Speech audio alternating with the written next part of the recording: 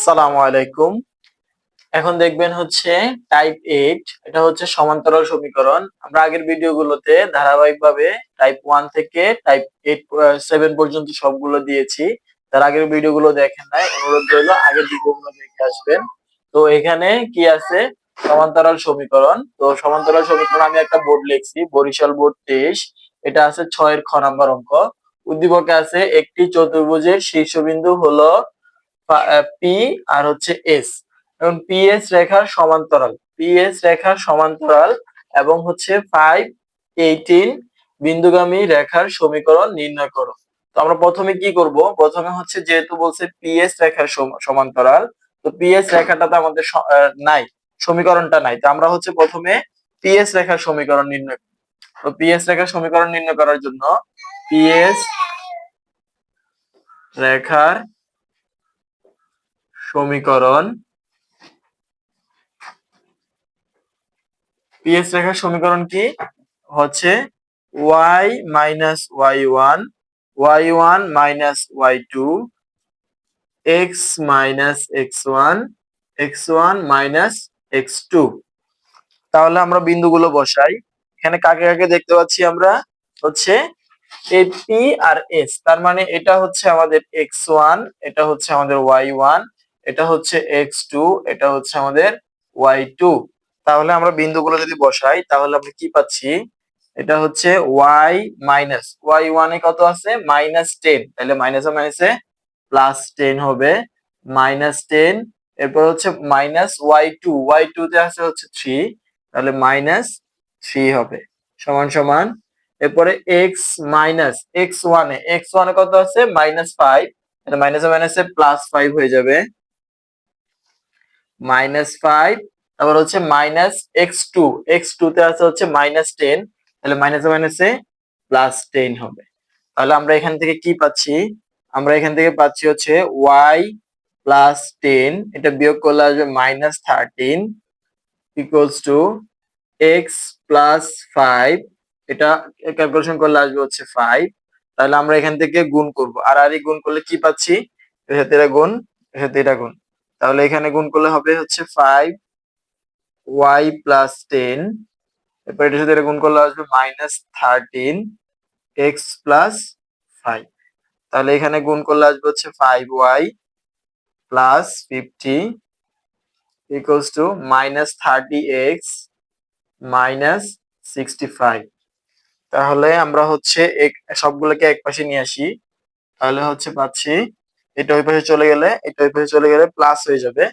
তাহলে 13x plus 5y, ওকে। আর এটা হচ্ছে প্লাস 50, তারপরে এটা হচ্ছে মাইনাস 65, তাহলে এটা এবার আসলে হবে প্লাস 65 ইকুয়ালস টু 0। তাহলে আমরা এখানে পাচ্ছি হচ্ছে 13x প্লাস 5y প্লাস এখানে হবে হচ্ছে 115 ইকুয়ালস টু 0। তাহলে এই হচ্ছে আমাদের সমীকরণ। এখন এই রেখার সমান্তরাল সমীকরণ আমরা কিভাবে লিখব? জাস্ট এখানে যে সমীকরণটা আছে, এই রেখাটা যদি আমরা সমীকরণ বলতে চাই, তাহলে মনে করলাম এটা হচ্ছে 1 নং। তাহলে 1 নং রেখার সমান্তরাল, 1 নং রেখার সমান্তরাল রেখা হবে সমান্তরাল, সমান্তরাল সমীকরণ। সমীকরণ, সমীকরণ কি হবে? সব সেম থাকবে, মানে এখানে 13x হবে, প্লাস 5y হবে। শুধু এখানে যে ধ্রুবমানটা আছে, এই ধ্রুবমানটা চেঞ্জ হবে। অর্থাৎ আমরা এখানে ধ্রুবমানটা চেঞ্জ করে একটা মান হবে, আপাতত আমরা জানি না সেটা কত, সেটা আমরা কে ধরব, কে ইকুয়ালস টু 0। এটা হচ্ছে আমাদের 2 নং। এইখানে জাস্ট সংখ্যাটাকে পরিবর্তন করে আমাদের কি করতে হবে? কে করতে হবে। এটাই হচ্ছে সমান্তরাল সমীকরণ করার নিয়ম। তাহলে এখানে এই 2 নং সমীকরণটা হচ্ছে এত বিন্দুগামী 5 18 বিন্দুগামী রেখার সমীকরণ নির্ণয় করতে। তাহলে এই রেখাটা সমান্তরাল এবং 5 18 বিন্দুগামী। তাহলে 5 18 বিন্দুগামী মানে হচ্ছে আমাদের x এর মান 5, y এর মান হচ্ছে 18। তাহলে আমরা যদি এটা বসাই তাহলে আমরা এখানে পেয়ে যাব 2 নং রেখা, 2 নং রেখা 5 18 বিন্দুগামী। তাহলে আমাদের কি আসতেছে, তাহলে আমরা এখানে লিখবো হচ্ছে 13 ইন্টু 5, এক্স এর মান হচ্ছে 5 প্লাস 5 ইন্টু ওয়াই মানে হচ্ছে 18 প্লাস কে ইকুয়ালস টু 0। তাহলে এখান থেকে আমরা কে এর মানটা পেয়ে যাব। তাহলে কত, 5 দিয়ে গুণ করলে হচ্ছে 65 প্লাস 18 ইন্টু 5 করলে আসবে হচ্ছে 90। ওকে, তাহলে হচ্ছে এখানে আসবে হচ্ছে 155 plus K is equal to 0। তাহলে আমরা কে এর মান পাচ্ছি হচ্ছে কে ইজ ইকুয়াল টু এটা ওই পাশে চলে যাবে, তাহলে -155। এখন এই কে এর মানটা আমরা যদি 2 নং এ বসিয়ে দেই, তাহলে যেটা পাবো এটাই হচ্ছে আমাদের সমান্তরাল সমীকরণ। তাহলে কে এর মান 2 নং এ বসিয়ে পাই।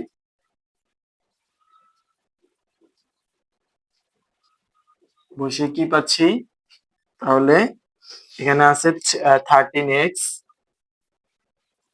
প্লাস 5y, তারপরে এটা কে এর মান হচ্ছে -155 ইকুয়ালস টু 0। এটাই হচ্ছে আমাদের সমান্তরাল সমীকরণ। এরপর হচ্ছে দিনাজপুর বোর্ড 2023।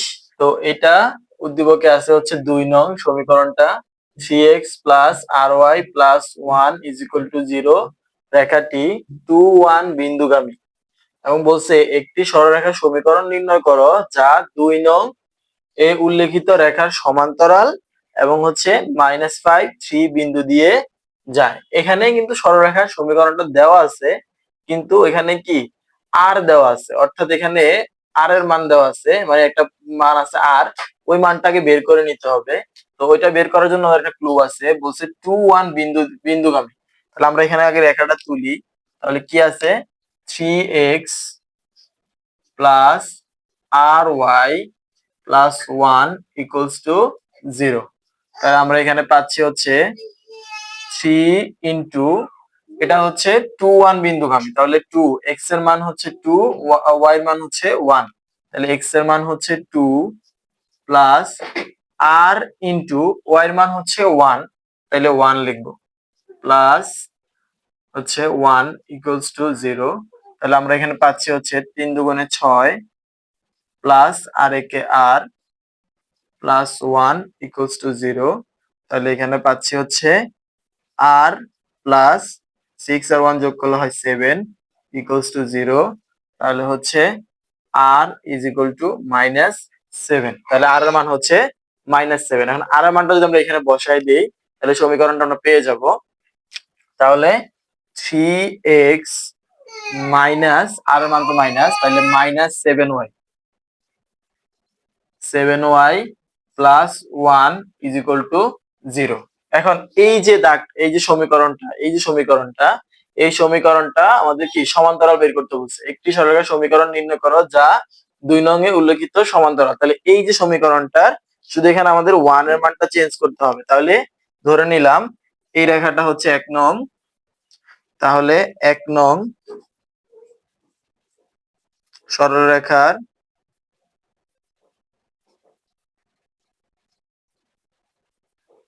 সমান্তরাল সরলরেখা,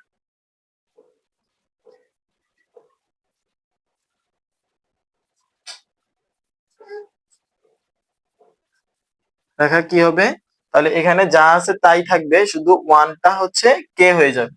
তাহলে 3x minus 7y plus K equals to 0। তাহলে আমরা এখানে কে কে বলছি, এখন কে এর মানটা এটা হচ্ছে 2 নং ধরি। এখন এই যে এটা হচ্ছে কত, -5 3 বিন্দু দিয়ে যায়, তাহলে সমান্তরাল এবং কি -5 3 বিন্দু দিয়ে যায়, তাহলে হচ্ছে -5 3 বিন্দু যায় মানে হচ্ছে কি 2 নং রেখা, 2 নং রেখা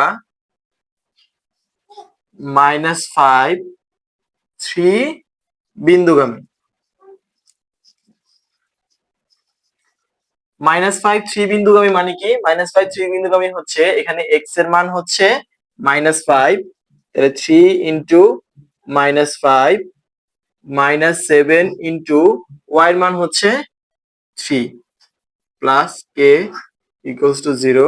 তাহলে এখানে হচ্ছে 3 5 15, এটা হবে 21 প্লাস কে ইকুয়ালস টু 0।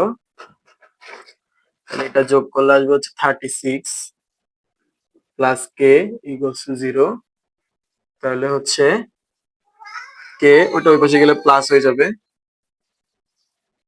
তাহলে এই কে এর মানটা যদি আমরা এখানে বসাই দেই তাহলে এটাই হচ্ছে আমাদের সমান্তরাল সমীকরণ। তাহলে কি আসতেছে 3x মাইনাস 7y, এত কে এর মান হচ্ছে 36, তাহলে প্লাস 36 ইকুয়ালস টু 0। এটাই আমাদের সমান্তরাল সমীকরণ। এরপর হচ্ছে যশোর বোর্ড 22 এর খ আর কুমিল্লা বোর্ড 22 এর খ একই প্রশ্ন আছে। তো আমরা দেখি, মানে দুইটা একই প্রশ্ন আসছিল। 6 L1 দিয়ে একটা সমীকরণ দিয়ে দিছে এবং বলছে যে 5 7 বিন্দুগামী একটি সরলরেখা L1 রেখাটি সমান্তরাল হলে উক্ত রেখার সমীকরণ নির্ণয় করো। তাহলে এখানে সমীকরণ দেওয়াই আছে, জাস্ট আমরা সমীকরণটা তুলবো। 3x plus 8y equals to 25। এখানে সমীকরণটা দেওয়াই আছে, তো জাস্ট আমরা কি করব, এখানে জাস্ট লিখবো 1 নং।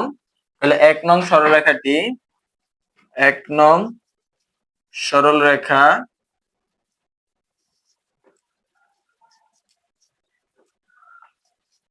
সমান্তরাল সমীকরণ।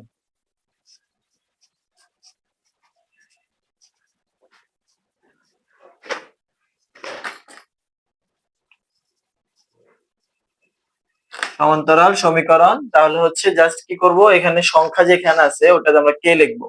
তাহলে হচ্ছে 3x plus 8y equals to কে। এখন এটা হচ্ছে 2 নং। জাস্ট এই কে এর মান নির্ণয় করতে পারলেই শেষ। তো এই কে এর মান কিভাবে নির্ণয় করব, কে এর মানটা হচ্ছে এত বিন্দুগামী। তাহলে হচ্ছে 2 নং রেখা, 2 নং রেখা 5 7 বিন্দুগামী।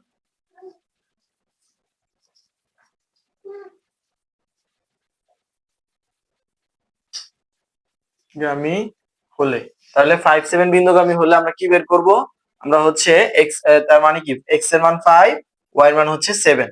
তাহলে 3 into 5 plus 8 into 7 equals to হচ্ছে কে।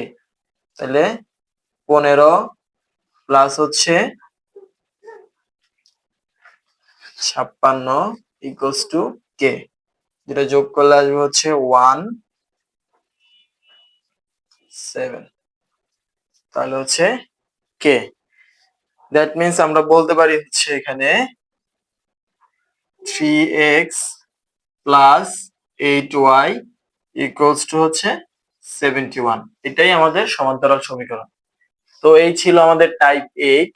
তো টাইপ 8 এর অঙ্ক শেষ করে ফেললাম। যারা পরবর্তী ভিডিওগুলো দেখো নাই, সবগুলো ভিডিও দেখবা এবং এই অধ্যায় নিয়ে তোমাদের যদি কোনো যে কনফিউশন থাকে বা এই অঙ্কগুলো যদি তোমরা টাইপ ওয়াইজ কমপ্লিট করতে পারো, তাহলে হচ্ছে তোমাদের যে ভীতি এই অধ্যায়ের উপরে সেটা থাকবে না। আশা করি তোমরা ভালোভাবে এই অধ্যায়ের অঙ্কগুলোকে কমপ্লিট করতে পারতেছো। তারপরে কারো যদি কোনো সমস্যা হয় তাহলে আমাকে কমেন্টস করে জানাইও।